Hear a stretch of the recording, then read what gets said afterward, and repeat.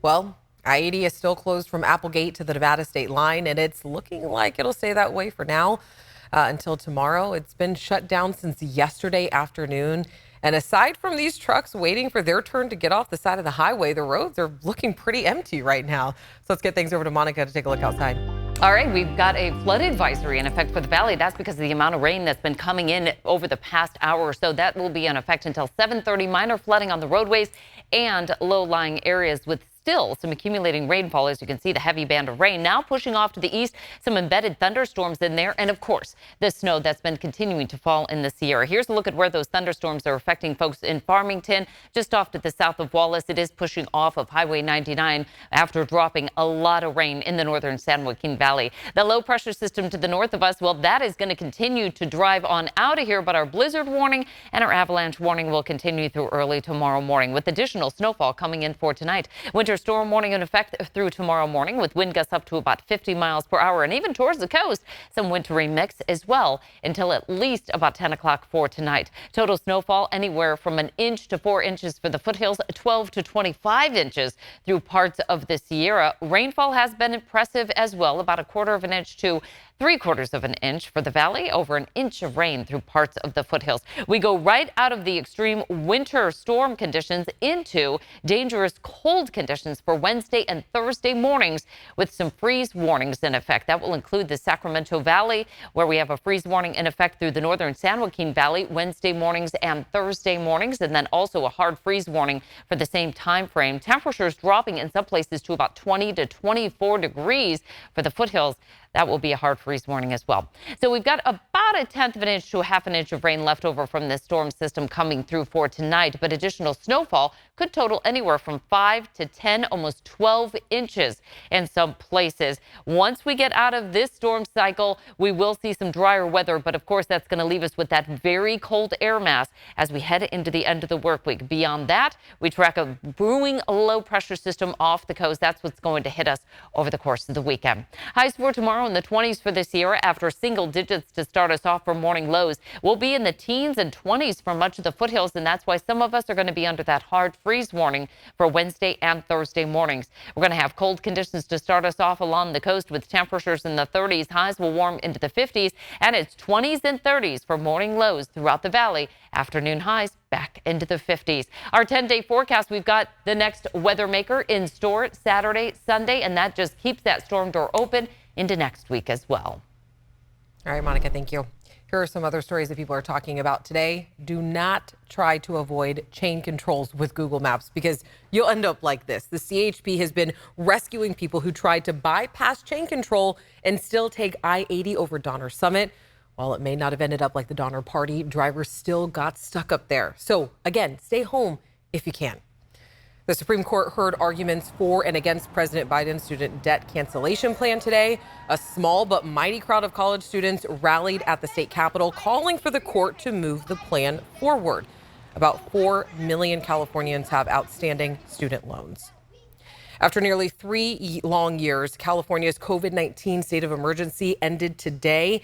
And it won't affect most people's day-to-day life. Mask mandates, business closures, and the eviction moratoriums are already well behind us. But some of the provisions became state law. Insurance companies in California are permanently required to cover the cost of vaccinations and testing. And the federal government is also ending certain pandemic programs and benefits, including giving extra grocery money to Californians through the CalFresh program. So since the start of the pandemic, hundreds of thousands of households in our area received about an extra $95 or more per month to spend on groceries. And CalFresh benefits will continue, but March will be the final month of those added dollars. As Becca Habecker shows us, that has local food banks preparing for even higher demand. By car and on foot, the lines here are long at Sacramento Food Bank and Family Services weekly food distribution. Every Thursday morning at the Sacramento County location near 47th Avenue and Highway 99, people gather for groceries that are fresh and free. We want to get some fresh fruit and some meat cans and milk. Ying Lee is here with his wife Minnie and their 8-month-old baby Hayden, stocking up on the staples. Yeah, it's very helpful for us. Yeah, Helpful after falling on tough times during the pandemic. we lost the jobs and then use the savings for the rent and the food, and then some insurance for the cars and so on. So we get a tough time, and then we get some food to help the family. And they are not alone. Pre-pandemic, we were feeding about 150,000 people each month. Now we're averaging closer to 270,000. So that's about an 80% increase over the past 3 years. And a lot of that has to do with inflation. Prices are sky high right now, especially on groceries and gas, housing, all of that. Kevin Buffalino is Director of Communications with Sacramento Food Bank and Family Services. He says with the ending of the additional COVID emergency CalFresh dollars, households will see a drop of at least $95 per month in those benefits. But we're expecting that it'll average closer to $215 per household. A low-income family typically spends about a third of their budget on groceries. So they don't have a lot of additional spending. They'll have to make those really hard choices between, do I pay rent this month? Do I put gas in my car? That's where local food banks can help supplement someone's grocery supplies. And if you're in a position to help, he says, donating money to your local food bank is more effective than donating canned goods. For every $1 donated, we can turn that into about 5 meals for a community member in need. That's because food banks pay wholesale prices, though that doesn't shield them from inflation. In December of 2021, we were paying about 90 cents for a dozen eggs. We're currently paying over $2 for that same dozen. He says more people than you might realize are struggling with groceries. We are seeing some of the highest numbers that we've ever seen in terms of food insecurity in Sacramento County. About 1 in 5 people is currently experiencing hunger. More than 137,000 households in Sacramento County, that's 253,000 people, benefit from CalFresh. The monthly grocery money comes from the Supplemental Nutrition Assistance Program, or SNAP, through the U.S. Department of Agriculture, distributed here in California through the CalFresh program. With those additional COVID CalFresh dollars ending after March, Ying Lee says he anticipates coming back here once a month. And to be clear, CalFresh benefits are continuing. It's just the additional federal COVID dollars that will stop after March. All right, and today marks 1 year since 4 people in Sacramento lost their lives to domestic violence. Now ABC 10 is uncovering flaws in the system that is supposed to protect life. That's after the break.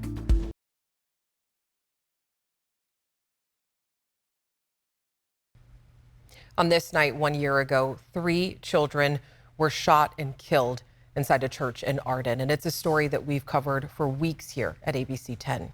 The children's father shot and killed them and another adult during a supervised visit at the church. The mother of his children feared for her life and had a restraining order against him. The incident is considered an act of domestic violence. And ABC 10 investigative reporter Andy Judson has been spending months looking into domestic violence here in California. What she has uncovered is a system of errors, and we do want to warn you, what you're about to see, it is sensitive.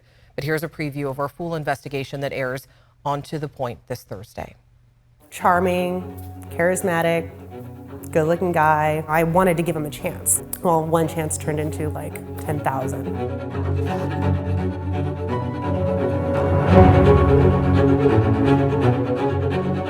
If they had just been on it here in California, he would not have been able to do what he did. We've known for a long time that the system doesn't work. Nobody does anything about it. The system isn't operating the way it should. What's the problem?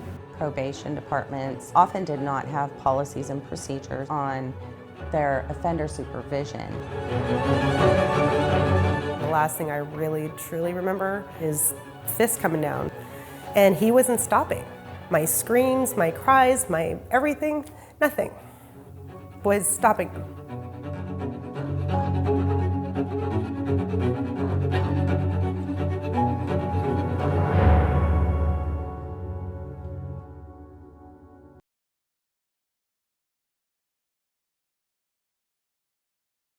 Many women go into the doctor's office feeling intimidated, alone, and lost.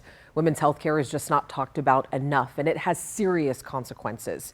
Yesterday, we introduced you to 3 women who experienced what they call medical injustices. The fibroids had grew. I want another child, but now I have to look into getting a hysterectomy because that was my thought was the only option because they didn't tell me about other options besides getting a hysterectomy. For me, it was about being discriminated against because of my weight. I was what I feel wrongly sterilized. Imagine waking up from surgery and they say, oh, we had to do a hysterectomy. I'm totally freaked out. I had really heavy periods and it was super normalized in my family. And when I went to the doctor, they didn't give me any tests. They tried to prescribe me birth control right away.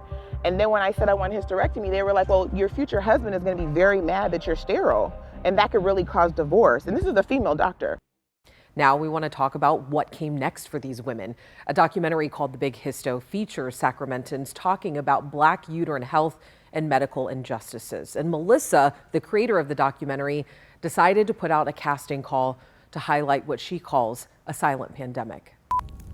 All these stories came in, these submissions, these partners that have left due to cheating, endometriosis, adenomyosis, hysterectomies, ectopic pregnancies. I just wanted to give people that platform and then to find out that everyday people are going through this and everybody's getting dressed to go to work and put on a smile. And the entire time they're like, dear God, somebody help me. I wanted to pick trans folks, non-binary folks, folks of color, because I wanted to be very intentional. Like, this is a community of color issue, and I wanted to shift the language from women's health to womb health. Being invited to screen this film at medical institutions, medical technology firms, engineering firms, medical device corporations has been beyond my wildest dreams. Based on, the culture and the diversity of the practitioner and their healthcare provider, sometimes there can be some discrimination based on certain stigmas based on different populace of people. Sometimes the doctor speaks a different language than the patient, and the patient may not know what to ask. And sometimes being guided through that, sometimes you need the approach based on education. And so the awareness helps keep the education flowing, but if you never ask the question, you'll never know. So second opinions are very encouraged. So respectfully, you can ask those questions. What are you really communicating to me? Help me understand, not just give me a diagnosis, but what does this mean short-term, long-term, so that I'm able to also have a decision in different approaches if I choose to. And stories are powerful because stories give people hope. And so by listening to the stories and assessing themselves, like that could have been me, or that is me, or let me get more information. How do I contact these people in the documentary? Maybe I need to have that conversation with my physician. This just doesn't affect this generation, it's the generations yet to come. Everything that we're experiencing, generations gone before us to make a difference. So therefore we need to do our part.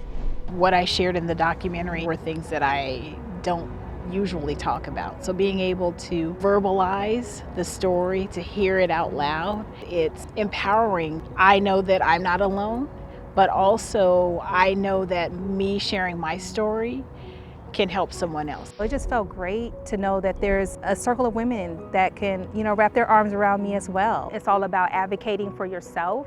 We are human and we deserve great care just like anybody else. We should be heard and listened to just like anybody else. And I want to say thank you again to all the women who sat down with me and trusted us to tell your story. You are brave and your voices are heard. And also for you at home, let this be a reminder to always check in with your doctor if you have concerns and know that it is okay to get a second opinion. You can see the Big Histo documentary yourself this Thursday, March 2nd at Sacramento State. It's a completely free event. And for more information on how you can attend, all you have to do is head to abc10.com/tothepoint. As we close out Black History Month, we want to introduce you to a local clothing designer and pattern maker who focuses on African fashion. And she's passing on her skills to the next generation to help preserve her culture and heritage. Photojournalist Rachel Kim has her story tonight.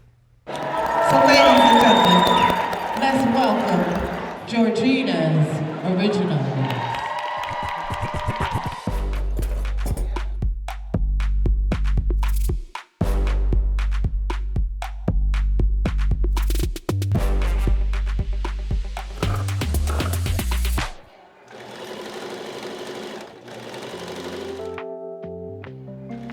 When I first started sewing, I was really excited and happy. But I also realized that I had achieved something that I really wanted to do, and I'm still sewing now, something that I really like to do. My name is Georgina Scott, and I'm here to represent myself for making African clothing. I've been in Sacramento for the last 30 years. I'm a pattern maker. I started sewing at the age of 13. I was interested in sewing when my mother bought me a Vogue pattern. My mother had a lot of clothing in her garage. At that time, I figured, well, I can make me some skirts, make whatever I wanted to make. And that's how I got started. I was born in San Francisco. And then from there, I went on to designing school.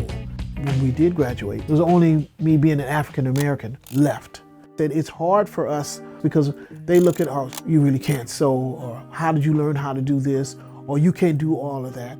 When we would do a show every year, I hate to say it, they didn't believe that I made those dresses all those many years. So I've had a lot of obstacles, but I was never raised to think of color. My mother said, anything you want to do, you can do. Don't let it stop you because you're black. You just go around it. I moved to Sacramento on my 40th birthday, just before the earthquake hit. When I arrived here in Sacramento, I started working for the people at Florence Square. I've had people come to me that wanted to start their own business, and I've helped 2 or 3 people start their own business in the garment industry. The Florence Square has really has opened my eyes to a few things that I've done and made. I like to go to Florence Square because I'm basically there to help the children. I'm teaching the children how to cut and put together the quickest way to do a dashiki.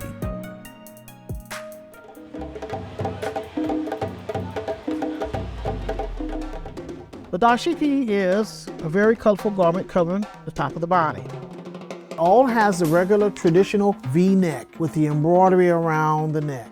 It is a label most black people use to celebrate black culture. She made my nephew a dashiki with some green fabric, and now he's running around here with a dashiki over his long sleeve shirt because he just loves it so much. And this is one great way to cement that tradition and expose them to things that they may not have seen before. You like that color? Okay, no problem. I really want to teach the younger generation what I do and our culture. If they don't ever see a dashiki, how will they know what it is? It would be nice for them to feel as though it's just not just sewing. They can make their own clothes, they can make their own living. I just want to let them know what my mother and grandmother taught me. I'm 69 years old, so I've been sewing for a long time, at least 45 years.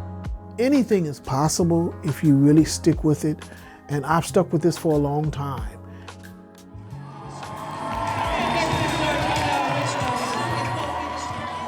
It's just a matter of taking time and knowing what you want to do and follow through on it. Dashiki. Who made that bag? Georgina. The color is very cute. All right, Georgina is having a fashion show at Florence Square on Friday, March 17th. It'll feature children wearing clothing made with traditional African fabrics. We're right back after this.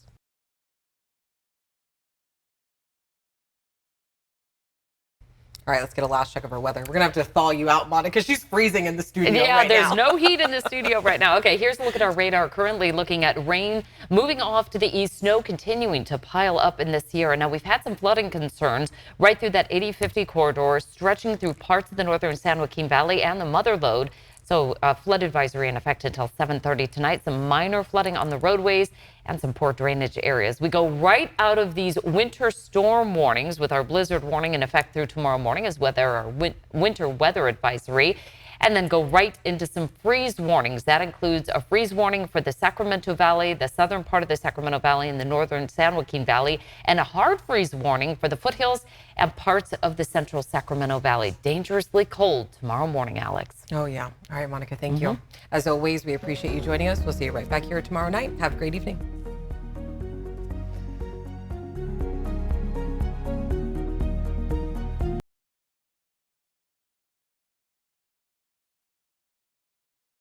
Hey, it's Alex. Just wanted to say thank you so much for watching.